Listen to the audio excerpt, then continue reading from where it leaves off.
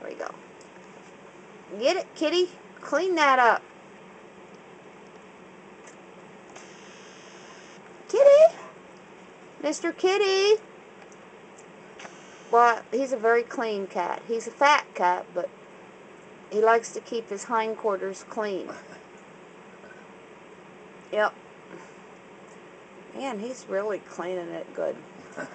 I wish he'd clean his kitty litter box and stuff like that He's going after it now. Wow. You know, I used to wish I could lift my leg like that. Clean. Clean, clean, clean. Clean, clean, clean. Clean your booty. Clean your booty. That's kind of like shredding. Shred, shred, shred. Shred, shred, shred. Shred your booty. Woohoo! Back off, boy. Shred your booty.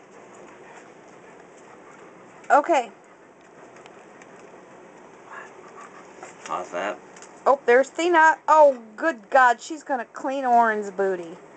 Or Lily, that is disgusting. Thina! What the hell? Son of a bitch!